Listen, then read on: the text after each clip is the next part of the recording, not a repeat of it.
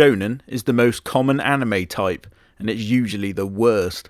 Shonen translates to young boy, putting it in a similar category to words such as ute, whippersnapper, gutter snipe, and hobbledehoy. No, put the phone down, I'm not having a stroke. The genre of shonen is the broadest of them all, and there's no real definition as to what the genre entails. Shows watched by young boys, you fat rascal. First off, rude. Second off, do you have any idea the range of media kids these days consume? On any old day in my youth, I could watch SpongeBob, read a book about murderous biker gangs, and be sent a video on Bluetooth so grotesque that it scars me to this day. Now with the internet, it's even broader than that. I encountered a young person the other day who said they were into collecting radioactive materials. Can you believe that? Back in my day, you had to sneak into secured facilities in the dead of night to get that kind of stuff, dress as a beautiful woman and seduce the base commander at the bar. What I'm saying is that shonen can be boiled down to its base form. Weird kid, something cool happens, he's bad at it, then he's good at it, then he gets the girl, despite the social skills of a tungsten cube. So, with that in mind, here's my list, which mainly just turns into me giving out, but, you know, that's what you'd expect by now. Number 1. Filler. Here's a controversial statement to kick off the list all spicy like. Black Clover clears Naruto. Yeah, I said it. Why don't you fight me by subscribing? Yeah, that will show me big time. If Black Clover had come out at the same time as the other big three, Naruto wouldn't have even gotten a sniff. Here's some fun facts and evidence to prove my point beyond a reasonable doubt. You ready? What's the biggest problem with Naruto? Filler. Excellent, you're following. Has anyone ever complained about the filler in Black Clover? No, because the characters are likeable and plentiful. Sometimes there's good filler in Naruto, such as Kakashi almost getting a girlfriend. It was fun and bittersweet. It added to the character, but not in a fully canon way. Great, memorable. These clips of it on YouTube are bigger than some of their canon scenes. The rest of the filler, however, makes me want to be rolled up in a carpet and thrown off a bridge. How much of Black Clover is filler? I don't know. I wasn't counting as I was enjoying these quirky characters having their fun little moments. Let's summarise like this if you're still not convinced. The Naruto animated series has 41% to 42% of the entire anime as filler. You wouldn't buy bread that was 41% sawdust now, would you? I couldn't even come up with 40% of a story being meaningless shit. It's almost impressive. If you breathed 68% of the oxygen you sucked in, then you'd have to go on a fucking ventilator. I must stress this isn't the author's fault, but I have an incredibly large amount of smoke for Naruto, as it was my second anime ever and really disappointed me. If people want me to go off on Naruto, put it in the comments below. Number 2. Never give up plot armor. Shonen protagonists have the same type of plot armor that can neutralize a beam of pure dark energy fired from the dickhole of an ancient eldritch being older than the universe. Does this seem familiar by any chance? Oh, I can't beat him, he's just too powerful. Have you tried not giving up? Oh fuck, why didn't I think of that? Just give up. Sage wisdom from me. It's important to consider the task you've been given. I struggle with basic ones like the dishwasher, and even then I come staggeringly close to a mental breakdown. Shonen protagonists, however, have far easier tasks, such as saving the world. This is comparatively easy, as I don't have special powers to take the plates out. It's cheating, that's what it is.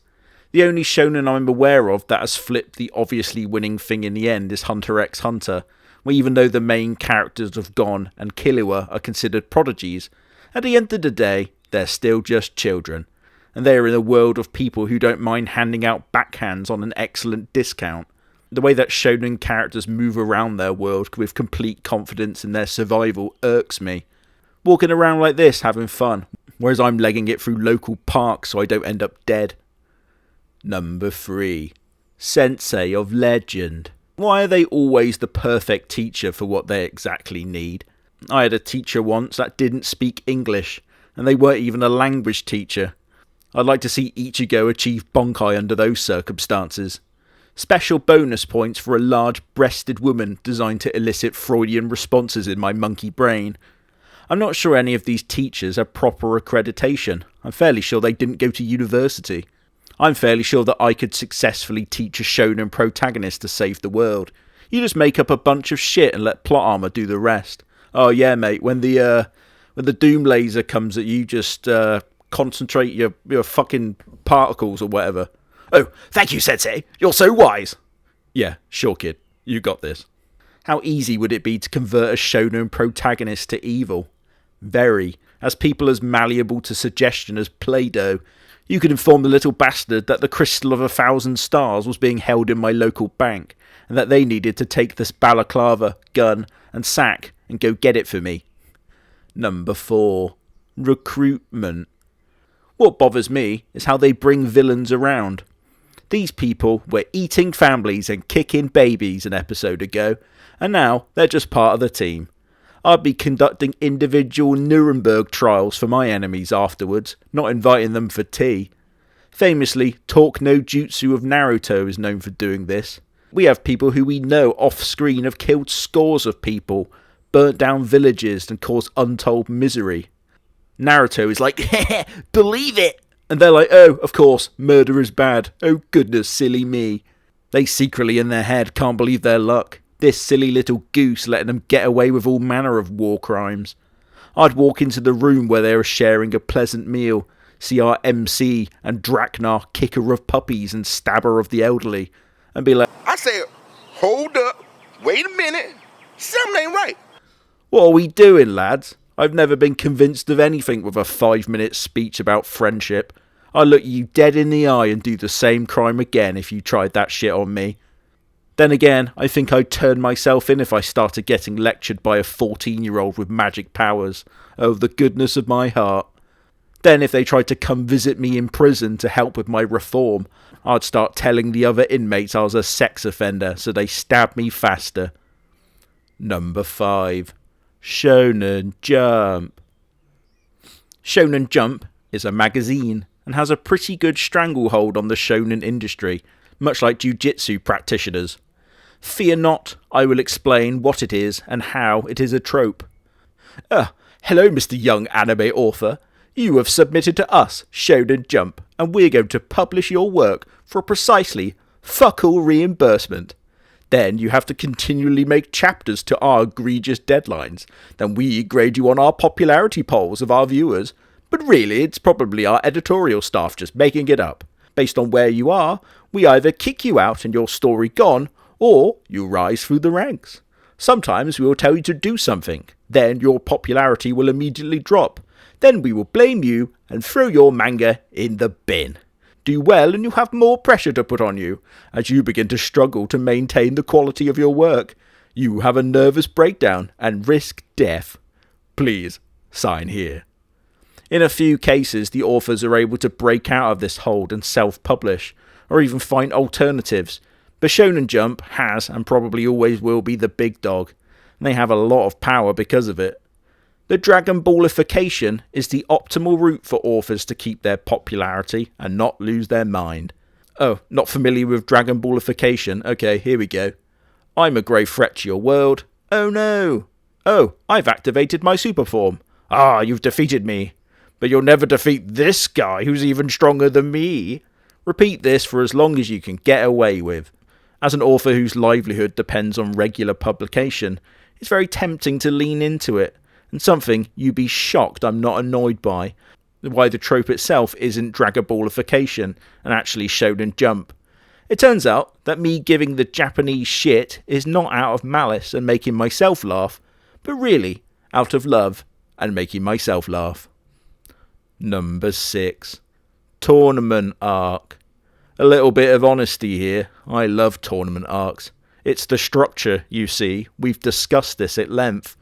It's like finger painting therapy for me. I know what to expect, so I can be happy in my little bubble. Bad tournament arcs, however, are fucking awful. When half the competitors are basically complete goobers, then what's the point, really? As basically just the Roman Colosseum, tournament arcs play off the innate bloodlust of man as a species. Stomps, however, aren't fun to watch outside of the "Whoa, he's so powerful, sensei!" It's not even fun to watch a reincarnated demon lord deliver an elbow drop to an errant hamster. The safety records for these tournaments are impressive, as no one ever seems to die, but live broadcasts, as ever, are an issue. What if Deku punched Shoujo's head off? They'd have to blur it like an adult actor's cock. Oh, that's a whole nother neurodivergent side quest. Hold on, here we go. Blurring. Why do they blur like that in Japan? Imagine the self-esteem issues of the youth of Japan when they learn that their organs aren't pixelated. I'd be scared to go in the showers, as everyone would be like, "Look at high-definition Hajime over here. Look at how clear he is. I can make out the shape of his nuts." That would be devastating. Anyway, tournament arcs are primarily used to buy time to think of something actually good. Tournament arcs are not created equal though. They can be amazing, or the most bland 4 episodes of your life. You notice how they can't even have a winner half the time, as that would knacker the power balancing of the series, so they can't ever have a definitive winner. The most common way to interrupt a tournament is a terrorist attack. Tell me I'm wrong. Can we just have a doping scandal or something? I'm not buying a ticket if there's an 85% chance I'm going to end up in the in memoriam section on the news that evening. If I queued up for 20 minutes to get a £15 hot dog and drink, only for the villain to show up and make everyone run away, I'd go down to the arena, tell the protagonist to have a 5-minute break and batter the silly cunt myself. Number 7. Rivals. Is having a rival a real thing in Japan, or is it just anime? I think I recall having a rival once, but I think I strangled them in the womb.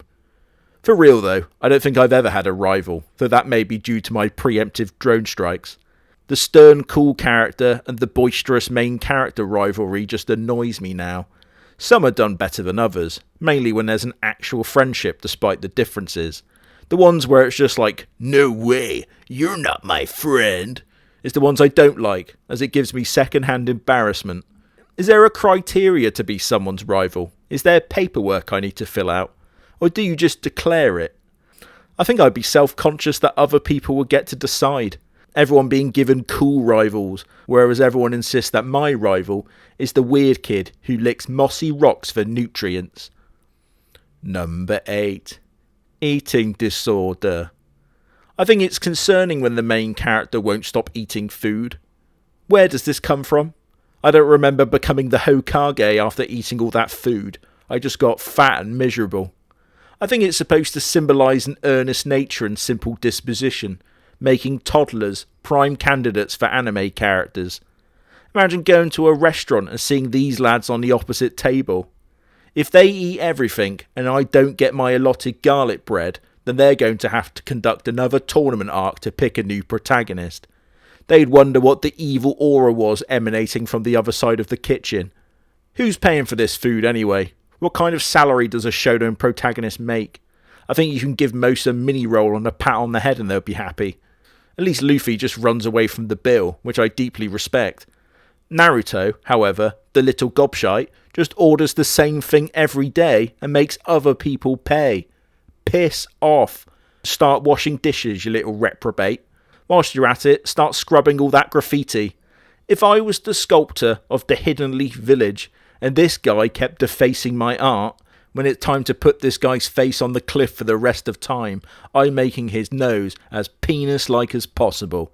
How about that, you little twat? Number 9. Time skips. What if when the time skip occurred in One Piece, the Straw Hats were all waiting for Usopp, only to learn that he died of sepsis a few months ago?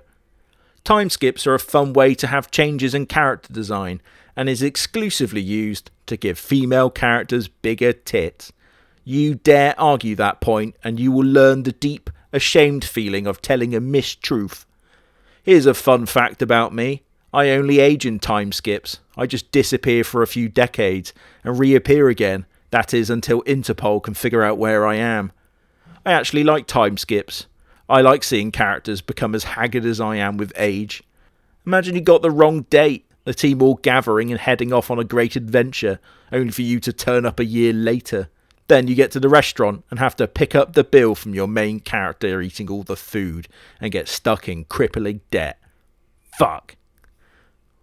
Number 10. Weird hair. Besides the previously stated crepe industrial complex running the entire Japanese economy, a special mention must go to hairdressers. I've always wondered what you request to the barber if you want main character hair. Do you just give them a fiver and say fuck me up, or do you have to be specific, show them a picture of a bird of paradise and give them creative freedom? I love picking out protagonists in groups, it's one of my favourite hobbies. If I was an author, I'd add an extra character to scenes with a crazy design, and then just never add them in the story to mess with people. They're quite strict about uniform policy in Japan, so that's why they have the idea of gowns and other subcultures. It's a countercultural expression against the norm. I think I'd dress like that in Japan, but then again I think they would believe that one of Godzilla's enemies had shown up. Wasn't that fun? I actually had a lot of different tropes that didn't make the cut, such as the dreaded levelling system, but that's going in the Korean anime video, and no, I won't call it by its proper name until they earn my respect. Bye.